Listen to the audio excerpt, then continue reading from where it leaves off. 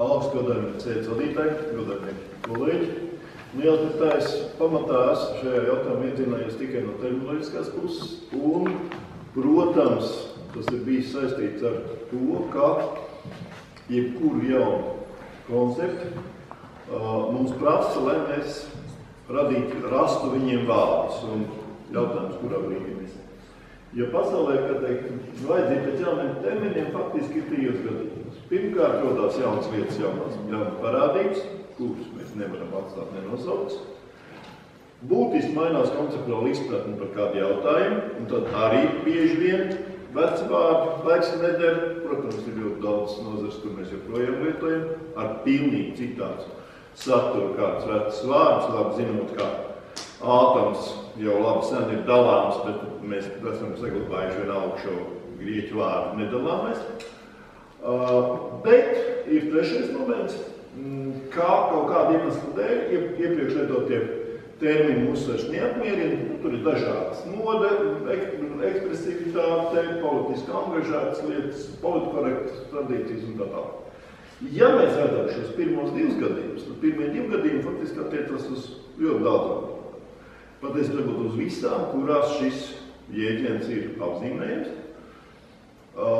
Trešais varētu būt arī tikai konkrētām valodām specifisks, un tās mēs labi zinām visu šīs te ar politkorektumu saistītos apzīmējumus, un visus šos te smīnus vai patiešām, kā lai saka, vairs saldējums nebūs, kā lai saka, Eskimo, bet būs inuīts, ja? Un tā tālāk, vai tas patiešām ir jēgpilni un pareizi. Jo mums nav zināms nevienmēr šīs te pamati, kāpēc vienā vai otrā vietā tas ticis nomainīts. Ja mēs skatāmies tagad uz šo te, tad es savā ziņā šo te problēmu saskāros brīdī, kad pirms drusku vairāk kā pusotru gadu, varbūt 2, parādījās presē idejas par to, kā tiek tulkots Stambulas konvencija, kādas terminoloģiskas un visas citas ideoloģiskas problēmas viņi var radīt, un, protams, šis termins tostarp arī radīja problēmas. Ja mēs skatāmies šo Pasaules veselības organizācijas nošķīrumu, viņš ir ļoti skaidrs, es viņu arī citēju tādu, kāds viņš tur ir. Tātad seks šī gadījumā kā bioloģisks un fizioloģisks, un šis gender kā attiecīgs sociālai konstrukti. Tātad, ja mēs ir ļoti labs šis skaidrojums, tātad vīrietis vai sievieti ir šī dzimuma kategorijas, bet attiecīgi vīrišķis vai sievišķis, tātad būtu šīs dzimuma socialitātes kategorijas. Un tātad arī franču versijā attiecīgi ir seks un žanri. Ja mēs tagad skatāmies uz šo te nozīmi, un, manuprāt, problēma angļu valodā ir tieši radusies tā, ka faktiski viņiem ir gramatisko dzimumu jēga savā ziņā zudus. Jo, ja mēs paskatāmies vairākās stipri jaunās angļu valodniecības vārnīcās, tad, kā mēs redzam, ka valodā šī dzimte ir ar 2 nozīmēm. Tātad angļu valodā tas būtu tad, kad lieto attiecīgi vienā situācijā viņš, otrā viņa, tātad pamatā tas attiektos uz vietnieku vārdiem. Vai otrs variants, ka tas ir gramatiskas kategorijas, kas ļauj šķirt gan lietvārdus un arī citus vārdus, pēc viņu morfoloģiskām īpašībām, pēc viņu galotnēm, pēc viņu lūtīšanas paradigmām, un nav cieši sakarības starp kaut kādu bioloģisku dzimumu un šo gramatisko dzimti, bet kā angļu valodā tas pretstatā latīņu valodai un daudzām citām Eiropas valodām, tostarp arī latviešu valodai, šis faktiski gramatiskās dzimtes jēdziens lielā mērā ir pazudis. Ja ir cita vārnīca, kas vēl daudz kategoriskāk pasaka, ka angļu valodā faktiski nav gramatiskas dzimtes, ir tikai dzimumu marķēti vietnieku vārdi. Un iespējams, ka tas ir tas, kāpēc angļu valodā šo vārdu gender ir tik viegli pārcelt uz citu situāciju, un kāpēc godājumā iepriekšējā runātāja profesora Cimdiņa teica, ka viņas valodas izjūt, kā lai saka, runā pretī tam, ka vārdu dzimta mēs lietotu kā šī termina ekvivalentu. Un, ja mēs skatāmies, kā pati šī Stambulas konvencija, kur ir pieejama daudzās valodās, tad franču valodā tiek izmantots tas pats žanrs, kas apzīmē arī gramatisko dzimti. Vācu valodā ir geschlecht, kas apzīmē gan dzimumu, gan, ja tur būtu jāliek kaut kāds apzīmētājs, tātad gramatisches geschlecht, ja tā būtu mēs gribētu, vai biologisches, vai notiāls.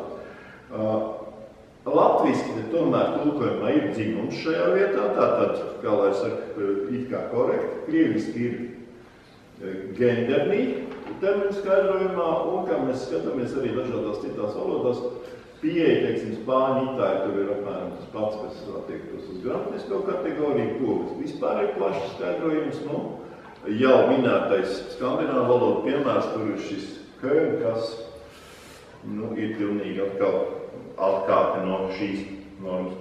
Bet, ja mēs skatāmies, kā tas ir skaidrots visdažādākās veidos, tad šis ir termins skaidrojums. Tikko ir tas konkrētais pāns, par ko bija šis strīds, kur abi šie vārdi, seks un gender ir minēti blakus, tur dažādos tulkojumos ir ārkārtīgi atšķirīgi šīs taktikas.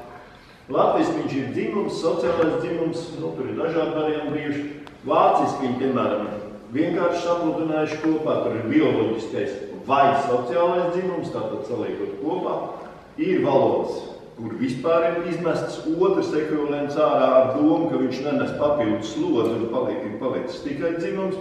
Tā kā nevar jau teikt, ka arī tur dažādu valodu tulkotāji nebūtu izvēlējušies atšķirīgas taktikas, acīm redzot tā, lai šīs koncepcijas precīzi un pietiekami saprotami tiktu, kā lai saka, novadīts līdz šīs konvencijas lietotājiem, nebūtu neuzspiedjot to vai citu. Un tāpēc, teiksim, doma, ka mēs ļoti bieži, un es gribētu atbildēt Alsmai Cimdiņai par to, kāpēc viņi piesavināja šādu vārdu. Tāpēc, ka situācijās, ja mēs relatīvi primitīvi izmantojam vienu avotu valodu un neskatāmies citur, mums vienmēr ir šis lielais avotu valodas spiediens.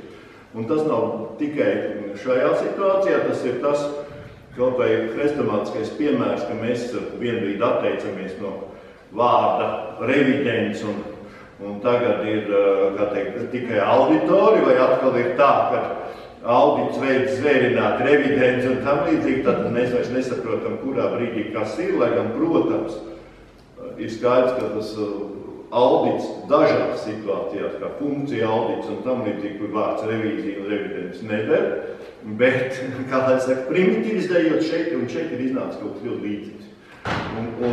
Un tas ir tas, kā, teiksim, arī, ko es vienmēr esmu arī ar saviem kolēģiem runājis un tam līdzīgi, Eiropas Savienībā ir šī iespēja pastīties, kāda taktika ir pieņēmuši citas valodas, atveidojot, un tad bieži vien pakaļ, tas ir pilnīgi skaidrs, nekāds termins nav jāmaina, jauns termins nav jāizstāv. Tā kā šis, teiksim, ideja, ka visu varēs pēkšņi pasmaties, un, protams, šī, dižošanās ar terminiem, kas arī, lai izskatītos vai izklausītos gudrāk, tā arī, es nedomāju, ka nebija, viens no motīviem, kas radīja to, kāpēc daži to tā ievēr. Ja mēs tomēr runājam sociālais dzimums vai dzimti, tad es tomēr teikt, ja ļoti vajag sociālais dzimums, jāsaka tā, ka dzimti principā ir pietiekoši jauns vārds, it kā viņu piedēvē Jurim Alonānam, lai gan tas nav pateikts, faktiski dzimte šādā nozīmē, kā mēs runājam, dzimte kā gramatiska kategorija Milandu Hendelīna vārnīca netiek minēts, ja mēs skatāmies, teiksim, dažādās skaidrojušos vārnīcās, tad tā ir vai leksiska gramatiska kategorija, vai lietvārdiem, teiksim, jaunākā latviešu valodas gramatika 13. gada lietvārdiem dzīvojumu gūtņu nosaukumiem dzimtes nošķiršana ir saistīta ar piederību pie vīriešu vai sieviešu dzimumu, bet dzimums, tā tad arī ir viss šīs Milandu Hendelīna vārnīcā un attiecīgi mūsdienu latviešu valodas vārnīcā skaidrs. Vai pazīme kopums, vai šis novecojušais variants par šo izcelšanos. Ja? Nu, jāsaka tā, ka, protams, te ir jāsaka tā, ka ilgstoši faktiski vēl klasiskajā Milnbacha un Entelīna gramatikā būtībā dzimta kā gramatiskā dzimta netika lietot, viņi pamatā runāja par kārtu, un tāpēc arī tie kaut kur izskanēja kārtas. Kur ir tā nelaime? Nelaime ir tā, ka, protams, tur ir šī dubulta slodze, jo ir tad būt ne tikai sieviešu un vīriešu kārta, bet arī ciešamā un darāmā kārta, kas, protams, pilnīgi kaut kas cits, un nav labi vienā nozarē lietot vienu to pašu terminu ar divām, faktiski krasi atšķirīgām nozīmēm, un tāpēc pēcāk vienā nozīmē, tātad sieviešu un vīriešu kārtas vietā, tika ieviest sieviešu un vīriešu dzimts šajā gramatiskajā nozīmē. Bet, teiksim, vienmēr ir bijusi tā problēma, ka patiesībā sakot, dzimta jau ir tīri gramatikas vai galotnes jautājums. Mēs tam nevaram pateikt, atskaitot dzīves būtnes, kas vairāk ir saistīts ar cilvēkiem, kā viņām būtu kaut kāds sakars. Es domāju, ka neviens tā īsti loģiski nepateiks, atskaitot varbūt etimoloģisks pētījums, kāpēc dakša ir sieviešu dzimtē, bet nāzas ir vīriešu dzimtē, un nekādas tur, kā teikt, attiecīgi aplēmas teorijas nevajadzētu par to, ka viņi veido pāri pie galda un tā tālāk. Katrā pusē šķīvina un tā.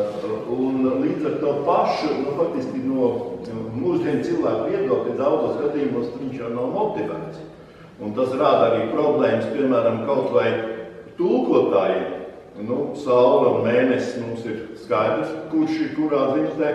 Un tad, protams, ir problēmas, lai nedarītu, jo, teiksim, grieķu vai mitoloģijā saule ir Hēlijs ir vīrietis un Selēna ir sieviete, un tad tur viss, teiksim, kad, teikt, ka mēnesis iemīlējās tā jauneklī, tad mēs tur gribēsim kaut kāds aplams tendences radīt vai kaut ko tam līdzīgi. Nē, tur ir pilnīgi skaidrs, un tāpēc arī parasti atstāja Selēne, teiksim, vai mēnesi dievi, tādā līdzīgā vietā, ja. Tas pats attieksies kaut vai uz viduslaiku romāniem, kur romāns par lapsu, ka lapsa cīnās ar vilku un viņi abi ir bruņinieki, tāpēc, ka franču valodā viņi abi ir le renard, ar vīriešu simts, kā lai saka. Un tur nav nekāda sakarība, bet, teiksim tā, labi iztulkot šo niansu varētu būt arī problēmas tīri šīs gramatiskās dzimtas dēļ, tā kā tas rāda problēmas un par to arī cilvēki runā. Bet jāsaka tā, ka tulkotājiem un terminologam vienmēr ir viena ļoti būtiska dilēma. Un šī dilēma ir tā, ja mēs saskaramies svešā valodā ar daudziem šī te kaut kāda reālijas apzīmētājiem, vārdiem, kas to izsaka, vai tie tiešām izsaka dažādas nianses, vai tie ir sinonīmi, kuri būtu jāatveido ar vienu un to pašu vārdu. Klasiski piemēru pēc, šeit varētu būt tas mākslīgie sinonīmi, kurus daži tulkotāji sataisa, un tad pēc tam mēs nezinām, ko ar viņiem darīt. Raksturīgs piemērs, teiksim, atkāpjoties no šī, ir tas, vai tiešām,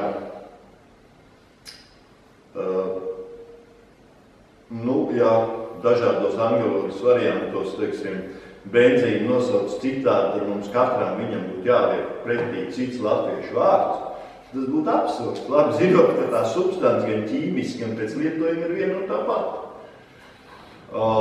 Vai, teiksim, angļu valodā ir daudz apzīmējumu, teiksim, ir tāds jēdziens šoferu gāze, kas ir tvana gāze, un tas ir vēsturisks relikts no 30. gadu sākuma, kad ekonomiskās krīzes laikā bija parasts, ka tas izputējušies bagātnieks iedzēra alkoholu, aiztaisīja garāžas durvis un ieslēdz motoru, lai viņš tvanā nomirtu. Vai tiešām mums būtu šajā situācijā jāizdomā garāžas gāzi, lai apzīmētu tvana gāzi vai oglekļa monoksīdu.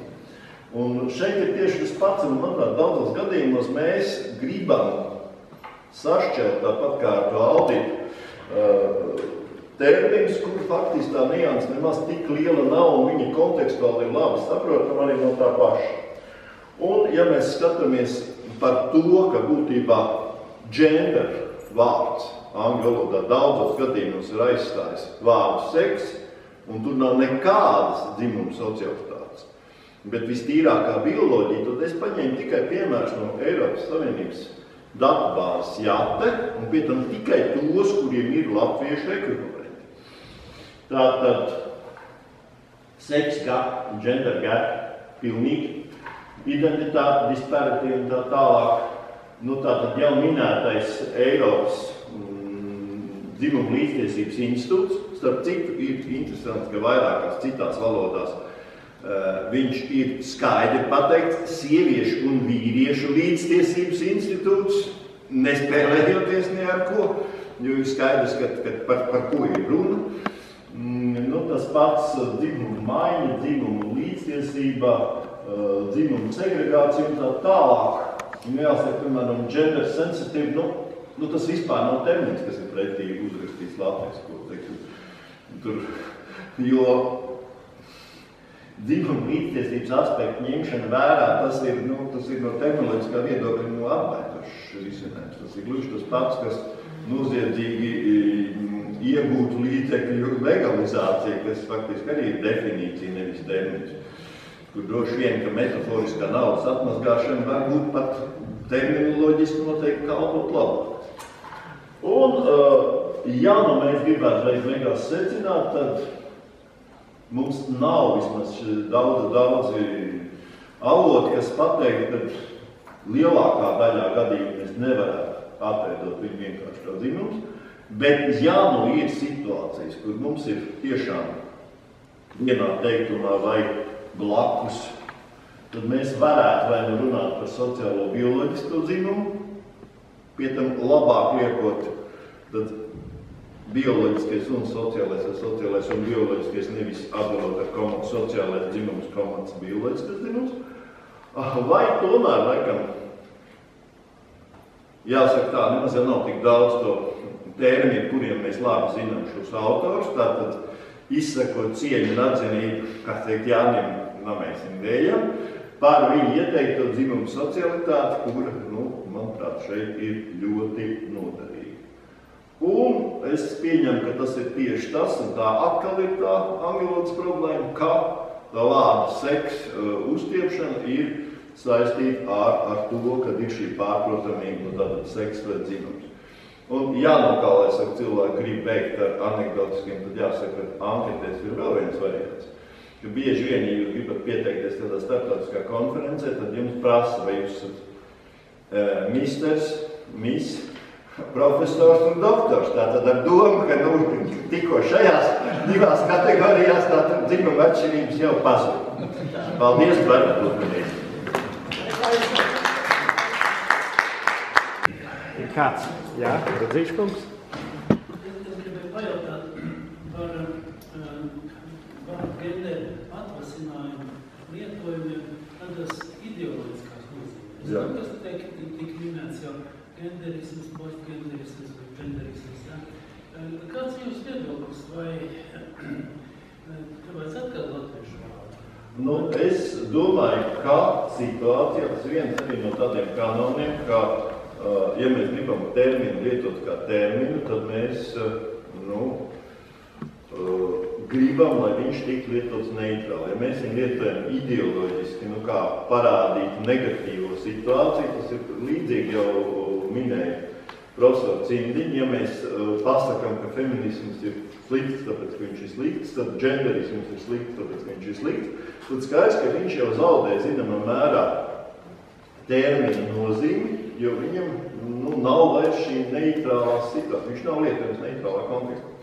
Tā kā, es teiktu tā, ja mēs viņu lietojam šādā kontekstā, tad viņš tāds īsti labs termins neiznāk. Ir jau arī pretējās situācijas, kad termini, kuri, vai teiksim, vārdi, kuri savulaik ir bijuši no sadzīviski vai tādiem, un tiek bieži lietoti, viņi zaudē šo ekspresivitāti. Bet šeit pagaidām tā ekspresivitāte vēl ir pietiekoši, koša sevišķi, mēs viņu tajā, šķietam latvisko tajā veidā ar to dženderismu, nu, viņš, es teiktu, manā valodas izjūtā, viņš tāds ļoti neitrāls un terminoloģisks neizklausās.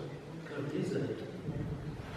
Izēja tā, ka tomēr tur būtu jāveido iespējams pašlaik aprakstošs, tātad par šo, es teiktu tomēr skatīties uz šo vēja ieteikumu, tātad runāt par dzimumu socialitāti, lai, kā lai saka, nebūtu šis jau dzimte, mums neko neatrisinās, un dzimte arī nav labs, kā es ceru, ka spēju parādīt savā īsā uzrunā. Paldies. Ir kādi jautājumi, kādi komentāri?